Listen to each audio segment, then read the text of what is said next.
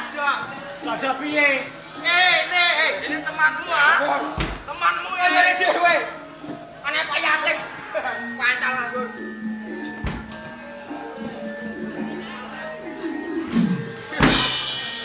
Akeh anek Pak Yatim. Ya kan ora menyang malah mbok gua nganggur ngono. Ngono. Urut ta aku. Ye, kritis. Mahpot. Dadak. Piye? Dongani. Kowe togone sira tabani. Kowe sing urusan pondok. Ayo. Kowe sing tau ngaji. Sing urusan Al-Qur'an kowe. Dongani. Sing entekno yo lho. Lho. Aku mau dongane iki, yo. Mati ta ora? Susah yo kowe rasakno. Seneng ta pilu susah apa? Hei, salam Andin. Andin. Lekpo. Coba.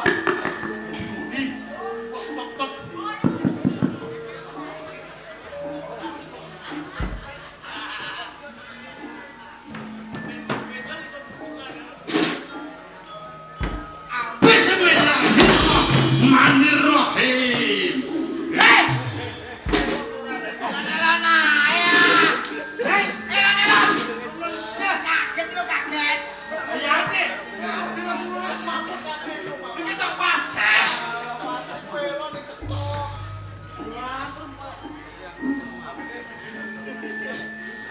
A'udzu billahi minasyaitonir rajim. Bismillahirrahmanirrahim. Allahumma barik lana fima razaqtana wa qina adzabannar. Amin. Oi, ora karo malah. Wes, itu apa? Mana? Lah iya apa? Calon mayit, ora panganan. Kowe cok jual. Kowe asal calon mayit. Kowe. Ayo kowe. Ya, malah kowe lho. Kowe wes. Hei, Wawan. Jeneng sira aja kaget aja ketek. Lamun ana wong wedok loro sing temeka marani kuwi, ya kuwi sing dadi bakal bojomu. Bojomu.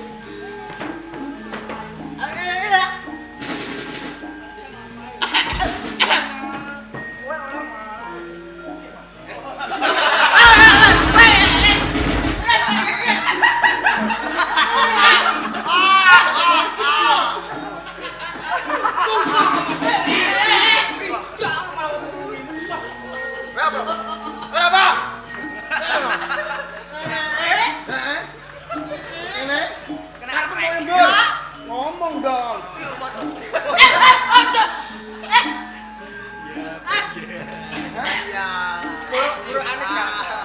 Kenapa dia lu baju? Kami lu barang. Mong dong.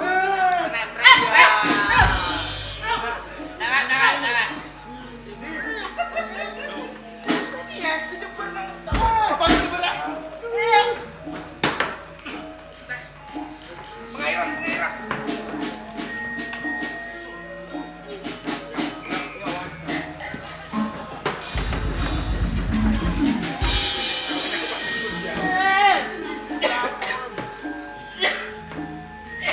Abang sembrong kenapa kalah-kalah dibalas.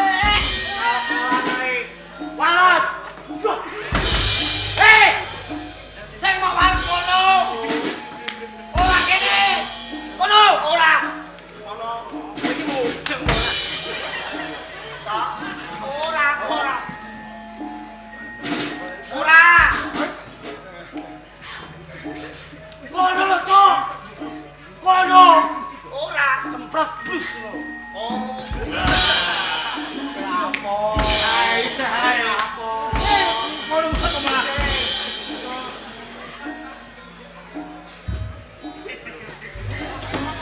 Apa?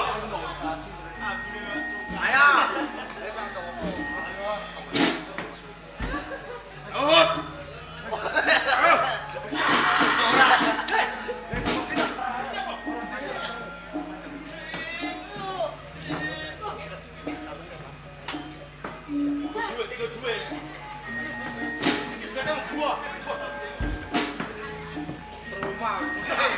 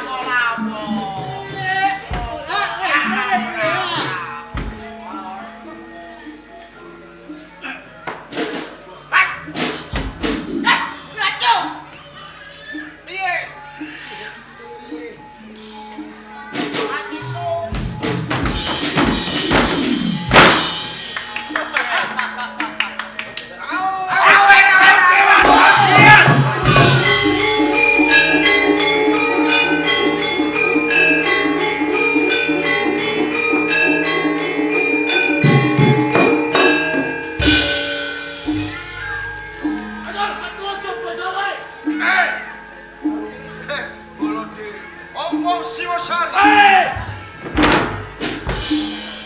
Oh, wani mung klipe saka mburi. Yen wani adu arep sama arep wong Singosari. Kuwi seucolo. Leno saka mburi mati kowe saka tangan. Ning kaya ngono iki kaya bocah cilik misore. Yen wani ayo maju kaleng ati kowe jancak. Ya. Oh ya, ojo mlayu wis.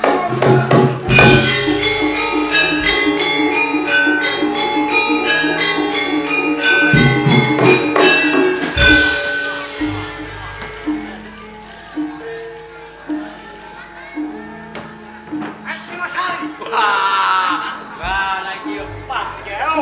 Ngajak pirang dino kowe, Jangan 5 hari. 10 hari saya berani di menghadapi kamu. Amat jauh. Wah, mulai kacangmu iki apa iki? Wes, Coba lihat. rasa suwen yen kowe duwe aji kewijayan. Tak pawan kene tak ranti kowe. Ayo langsung sari. Coba lihat ini. Hei!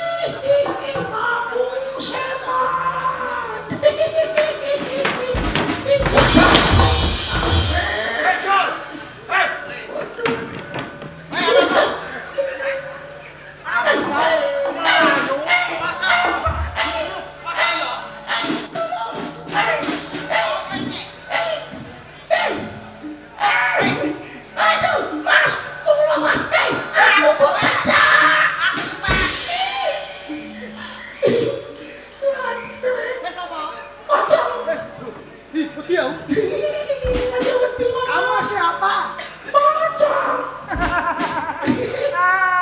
Dia kata lontong. Pacang. Sudah tahu. Lontong. Dia jagung. Apa? Tulungin biasa apa? Biasa apa? Tulungin mas. Tulungin itu tolong. Tuh kan lontong. Salah. Bangunin mas. Bangunin. Apanya yang kan bangunin? Saya. Ya ini. Aduh mas. Tolong bangunin mas. Kasihan mas. Ayo berdiri. Gak bisa mas. Gak bisa. Ayo berdiri. Berdiri kamu. Mas.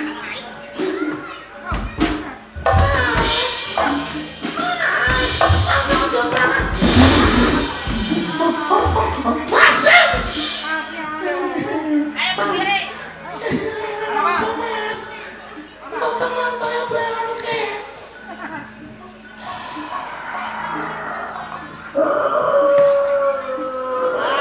Gini kan. Kamu kan gak apa-apa.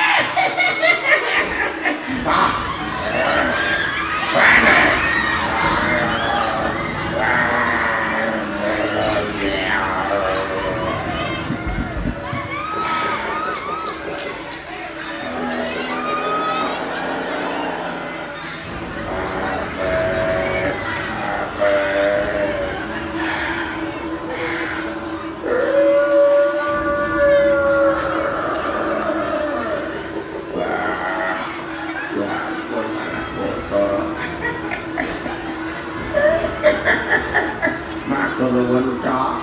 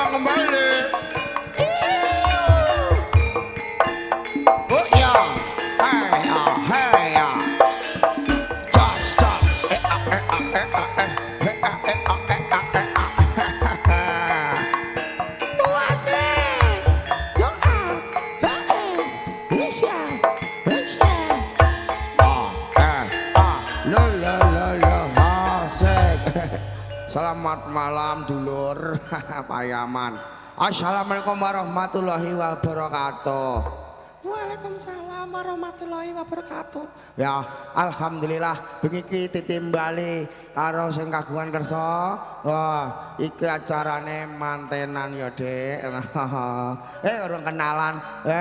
Nama saya muncul. Iya, aku barang. Nama saya Endang Sulastri. Lah ada ngono, wis kenalan ngono ditimbali nang Desa Payaman iki Kecamatan Jaken Kabupaten Pati, acarane Walimatul Urus. Wah, muga-muga ngantene keklorone wah dadi keluarga sakinah mawaddah warahmah. Amin Allahumma. Ndang entuk momongan sing penting ya, Dik. Iya, Kang. Asik seru iku sing digoleki momongan, tambah rezeki. Amin. Alhamdulillah, muga-muga sing duwe gawe rezekine ora ora kaneng tansah kebak. Amin. Sehat kabeh sak keluarga ngono. Alhamdulillah, sore duwe anak nyunatno dolani nanggap kena prawayu manggolo. Cocok, Kang. Ya, alhamdulillah bengi iki ora diudani ya, Dik. Wis terang aman, nggo mregahe penak, antek full engko sewengi muput karo nonton ketoprak Wahyu Manggala ngono. Ketoprake Pak Mogol. Saka ngendi, Kang? Saka Desa Tanjung Sari, Kecamatan Jakenan, Kabupaten Pati ngono. Nek nanggap gampang, Cok, Ndang. Langsung aja ditelepon nomornya piro, Kang? 081 228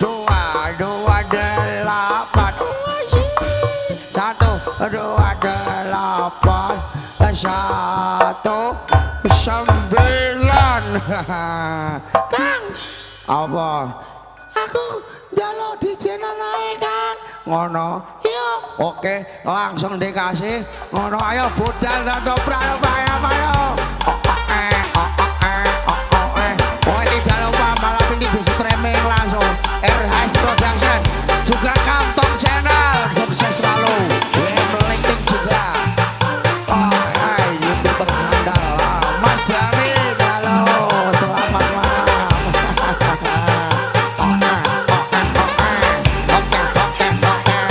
Oke.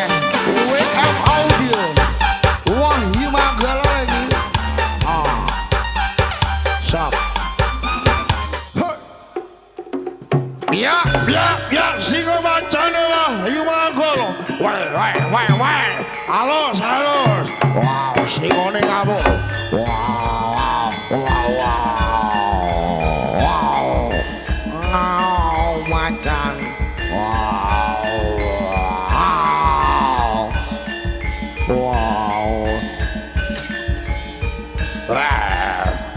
wecan.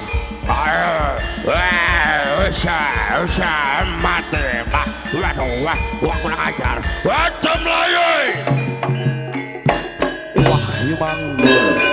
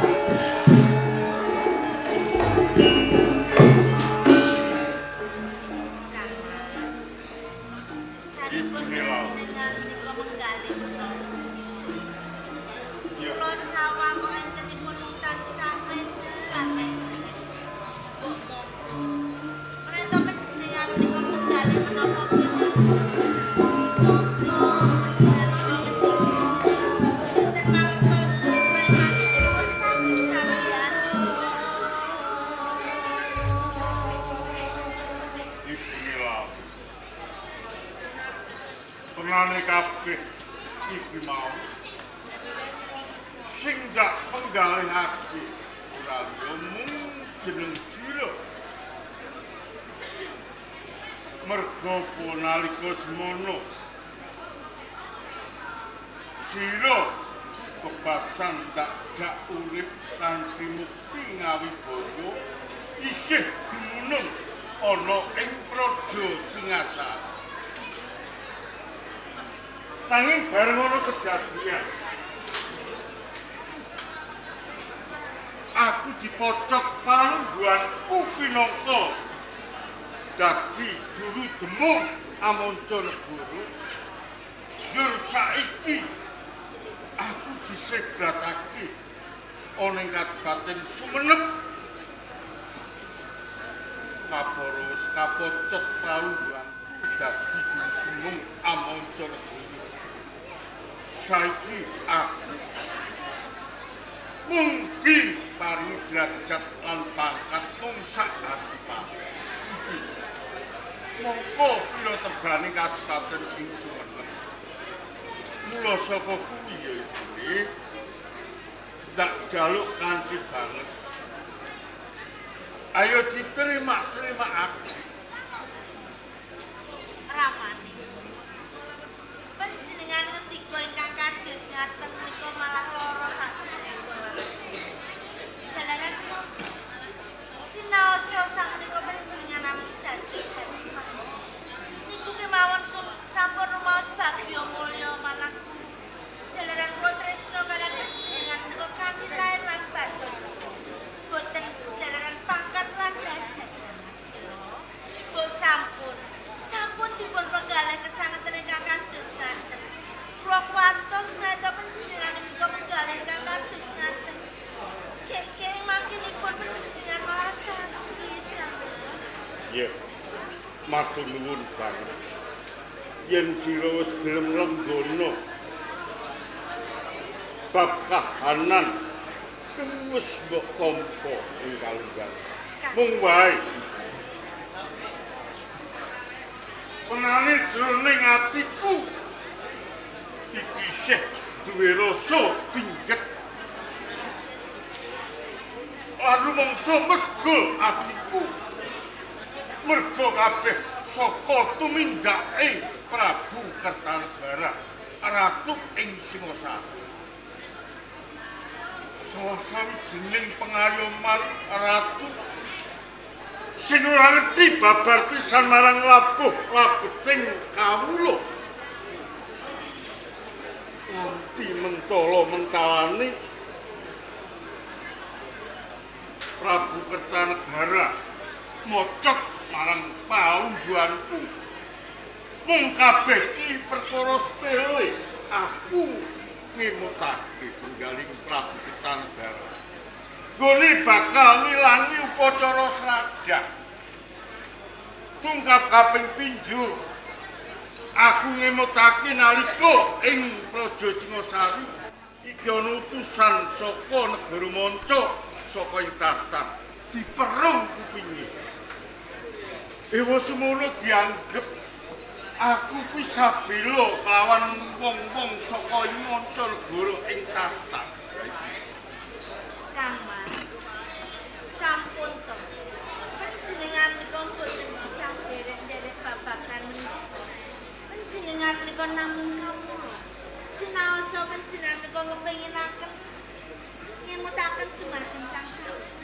Nang kadinyatanipun panjenengan malah tinakwa lepat. Sampun derek kemawon napa pangandikanipun Sang Hyang. Raos megul wonten manah panjenengan menika sampun ngantos kewek glarum-glarum. Angin kuning laut. Soko rumangsaku yen ndak rasa-rasakake. Wiwit Praja Singasari iki diasta dening Sang Prabu Kertanegara. Kaya-kaya uriping para kawula iki padha ngredaten, padha ngrasakake sengsara. Jalaran apa? Prabu Kertanegara sawising jumeneng ratu ing Singasari. Sawising dheweke nyekel panguwasa iki tumindake kumawasa. Ora mikirake palandanging kawula nanging Prabu Kertanegara memuja marang kasenenganing pribadi. Saben dina tuladhane iki ora kendhat nggone tansah munjuk waragan. Yen wis munjuk waragan Sang Prabu Kertanegara yen wis wuru utawa mendem ing kono isine mung ngumbar marang hawa nafsu birahine. Mesti tumindak mesum ana wanita ayu ing kono bakal semilah iki lho sing rumangsa jroning atiku kaya-kaya ndarbini rasa serik lan masengit kelawan Prabu Kertanegara. Kula mangertosi menapa ingkang panjenengan penggalihaken sedaya kala wau. Panjenengan ngiman sedaya para kawula. Ning nyatanipun menapa pangandika panjenengan kala babar pisadoten dipun paelu kaliyan Sang Prabu Kertanegara. Menapa panjenengan badhe majengaken sedaya kala wau.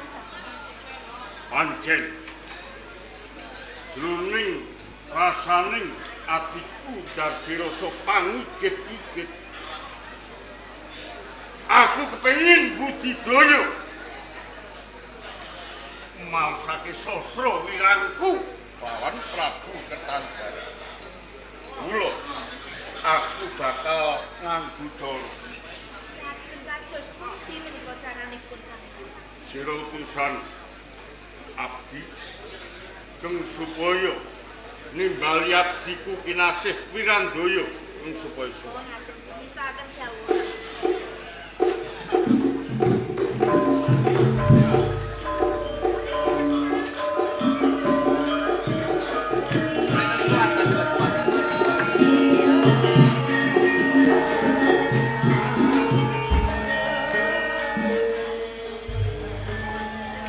Wirandaya sabda katimbalan adya kuwae katemben kemawon olahing Bilaraga kadadak wonten garwanipun panjenengan nimbali dhateng kula tuhunipun wonten wigatos menapa ingkang abdi anggadhahi kaluputan tumrap pranatan wonten ing Kadipaten Sumenep menawi anggadhahi kaluputan pidana menapa ingkang badhe kula tampi kula boten badhe sekolah Kanjeng Adipati. Wirandoyo sira radar pinutu marang pranatan ing Kabupaten Sumenep uga sira raluput marang panjenengan. Ngerti yo sira ndak piji keng supaya ngadep ana ngersani. Pancen ana wigati keng bakal ndak dawuhake kelawan sira Wirandoyo. Wigati ingkang badhe panjenengan dawuhake dhateng kula. Lajeng wigatosipun menapa Kanjeng Adipati? Sira bakal ndak utus. Kula rantinen saudara. Kasinggihan.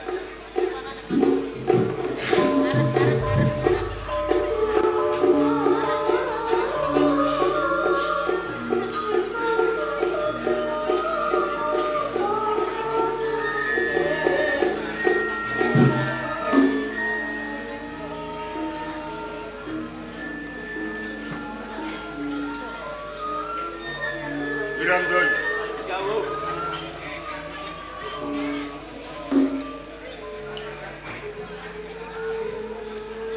Tampanono Nawala. Sira ndautus tumuju ana ing Kadipaten Gelang-Gelang. Suwana ana ngersani Adipati Jayakatpa. Dening Nawala kuwi mengko aturna ana ngersani Adipati Jayakatpa. Mung wae pitungkasku kelawan kowe. Pisan aja pisan-pisan. Nawala iki dingerteni marang sapa wae kawula ing Singasari. Mergo kuwi isining Nawala iki mawa wadi. Sesanggeman ingkang awrat ingkang paring kedah kula estakaken. Dening sampun gamplang dawuh pangandika panjenengan. Parenga kula nyuwun pamit tambahing pangestu Kanjeng Adipati. Sameneh aja nganti Nawala waos saka tanganmu sadurunge tinampa dening Adipati ing Gelang-Gelang Jayakatpa. Yen nganti Nawala iki dingerteni perananing prajurit utawa punggawa praja ing Singasari. Aja takon dosa. Ngestokaken dawuh nyuwun pamit. Patrapi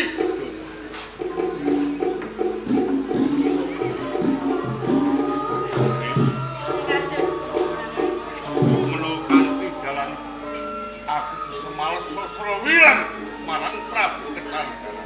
Ayo.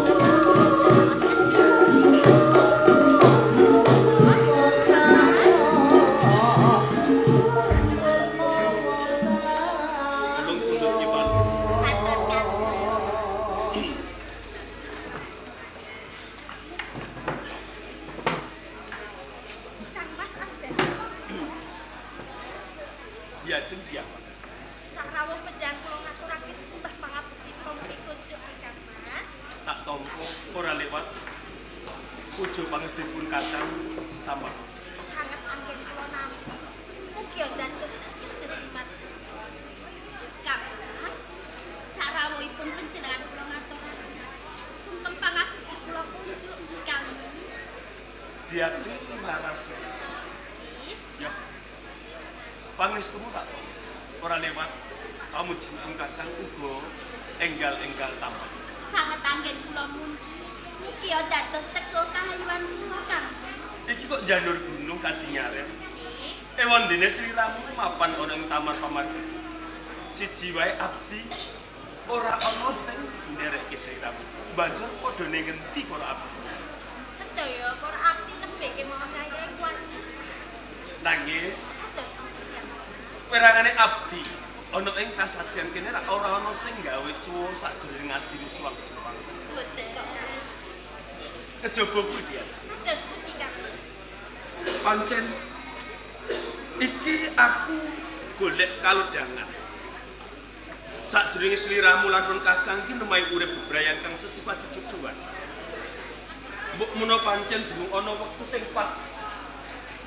Sliramu lan Kakang mirunggan. Ngenani sami barang apa wae anggon sliramu lan Kakang nemahi urip bebarengan. Mula tak jaluk sliramu aja duweni rasa iri lan merih. Sakjroning sliramu tak wayuh lawan kadangmu Narasena. Boten kok Kang. Sinaosa kula mriku dipun wayuh kaliyan Dèjeng Narasena. Ing kasunyatanipun kula mriku boten gadhi rasa iri lan dengki. Kapara damel gombong sakjroning kula Kang Mas. Tan bedane sliramu dia. Kang Mas. Upama pun Kakang iki aweh wujud apa wae. Mbok menawa pancen akeh kekurangan. Sliramu uga lila lega. Apa sing panjalakmu kabeh durung tak udani.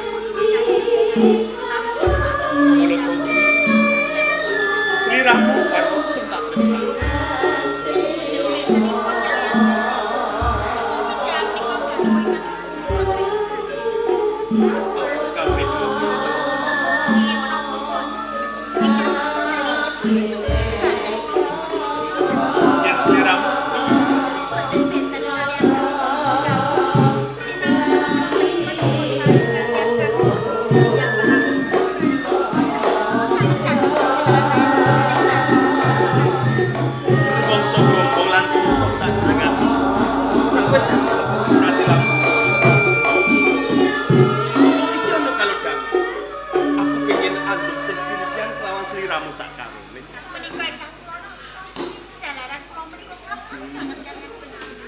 Sopo manis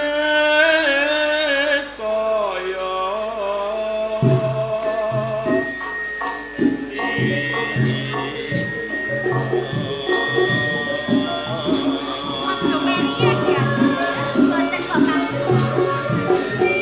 yo gini bisa sing tak siji lan sijine kudu gendol aja duweni rasa iri lan bangir kudiknya dudu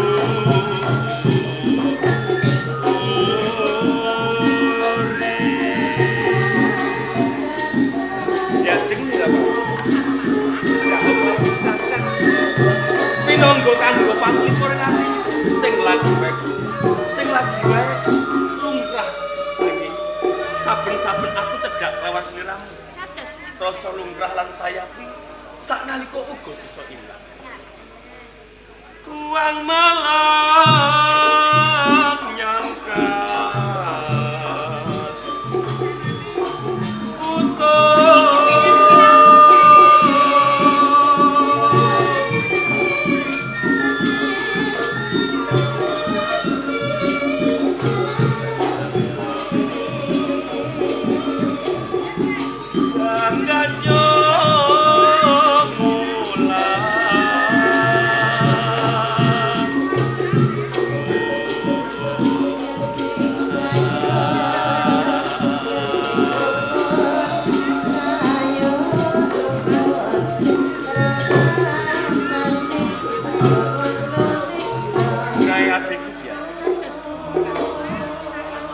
pisan ora bisa tak gambarke lamun to aku saben dina cedhak lan caket lawan sliramu sak. Boten pinten kalian kula. Bebasan koyo bisa tak rasake yen to aku mapan ana kasuwargan jasa. Kula ugi ngrasake bagyo menawi to posandingan kalian panjenengan kados ngaten Mas Abdurrahman. Upo sliramu kepiye? Kula semanten ugi kok Kang. Rumas gesang kula menika. Ubramu kupindhone nabur madu Kang.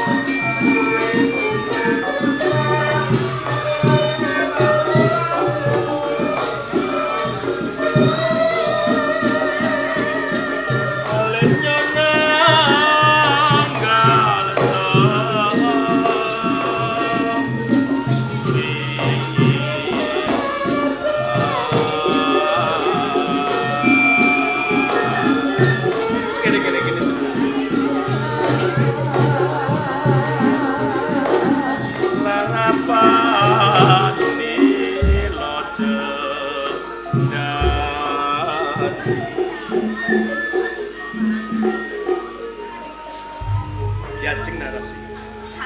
Lan sliramu diajeng diah para.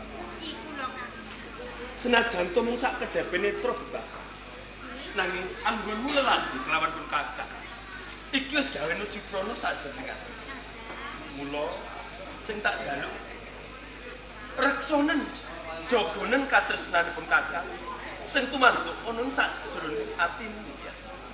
Tentang Mas. Krishna pedran kalian kula badhe kula janji.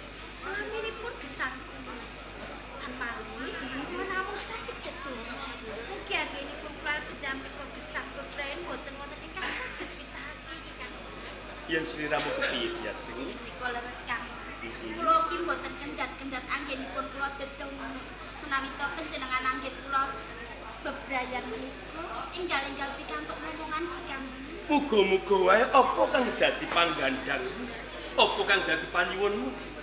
Muga-muga bisa hanumusi lan Gusti kang agra jagat enggal-enggal aweh wiji sajroning go garbomu. Tenane tan bedane pun kakak. Terus putih panjenengan. Tresnamu bakal tak jaga. Tresnamu bakal tak reksa. Tresna kang sumimpen sajroning atiku. Pindhane kaya dening watu karang sing kukuh lan bakuh ora bakal mingus.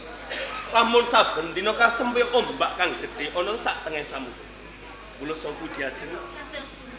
Ora ateges aku ngerwake babakan katresnan mergo akeh jejiban sing durung tak rampung. Ngerti yo? Singosari wektu dina iki bisa diarani durung tentrem. Akeh perangane para-para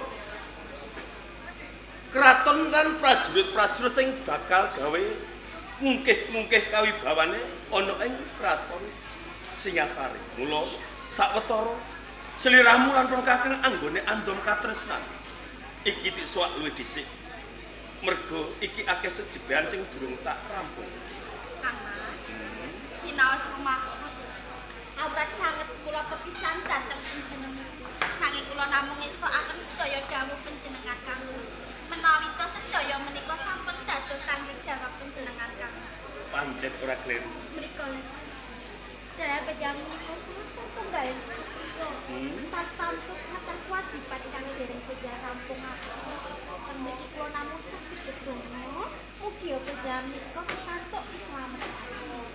Muga-muga wae Singosari tetep kukuh lan bakuh. Mergo aku jejere prajurit ana ing kraton Singasari. Yen to ana kahanan-kahanan kaya ngene iki, apa aku cukup meneng? Apa aku cukup kendel wae ya? Tak ora to. Aku uga bakal ngugemi pinangka sumpahing prajurit ana ing kraton Singosari. Sakmetara aku njaluk pamit. Sliramu katrem ana ing Taman Sari. Kados ngeten daya kados santos kita. Mesa ora ingkang kono ingkang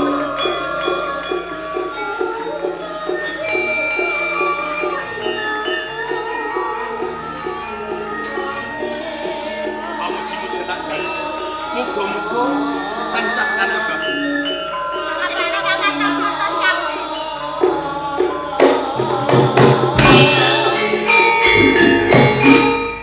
derek-derek kemangkang, monggo kula derekaken